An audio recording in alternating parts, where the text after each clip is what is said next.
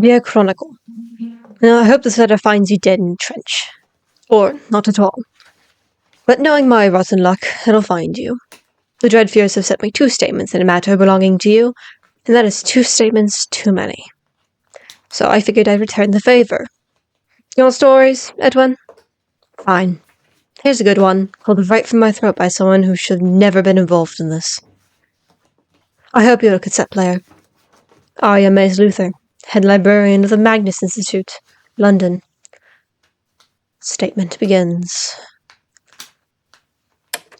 I'd only heard about the Magnus Institute after I'd graduated from Oxford with my degree. My internship had fallen through, and I was grasping at strings trying to find something to keep me afloat. It was supposed to be temporary. And in the end, I suppose it was. As temporary as 2 years as the head librarian could be. I should have known something was up when they gave me the position instead of some entry-level desk job that put my library science degree back up on the dusty shelf, as so tended to happen with women in academia. Several of my other peers. I guess I was just glad to have a job that paid the rent. And that was something that I loved. The first year was fine. Normal, even, which is saying a lot for an institute focused on supernatural occurrences. I didn't believe in that type of stuff at the time. Not exactly a skeptic, but it wasn't something I actively looked for or thought of as a possibility. Even after the first year, nothing too bad happened. Nothing suspicious. I guess it all started when the first statement arrived on my desk, 8 months before I left.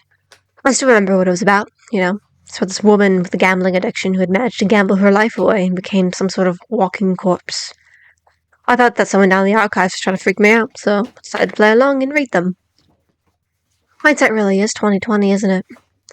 See how foolish of a decision that was now. Maybe if I hadn't, then I wouldn't be doing this now.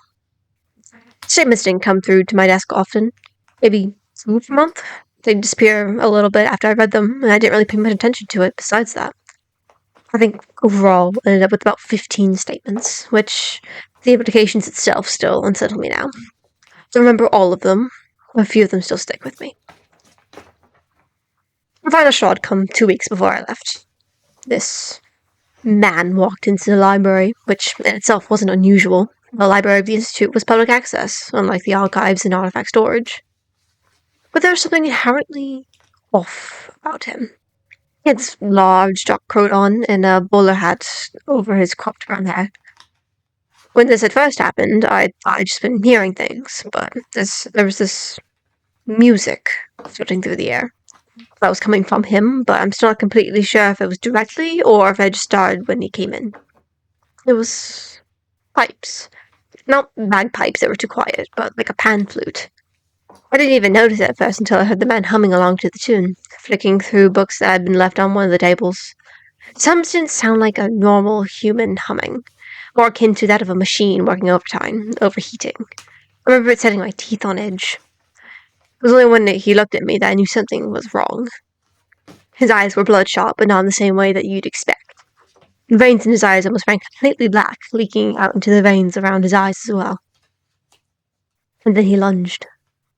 I hadn't noticed the knife in his hand until he had made it over the desk and knocked me over, pinching and swinging the knife.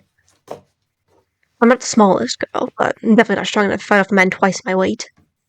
I thought I was going to die. I thought I was going to die in my workplace, and so many others would as well. He missed my face, thankfully.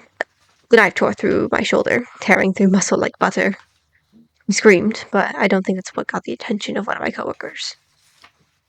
I remember how he took care of it, but next thing I knew, the man was dead on the floor, and the head archivist of the Magnus Institute was wiping the blood onto his wrinkled slacks.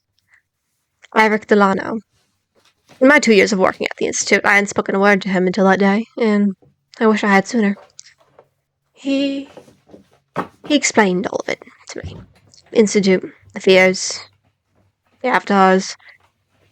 The man had been an avatar of slaughter, and he told me I'd carry that mark forever, as permanent as the eyes mark on me from the Institute.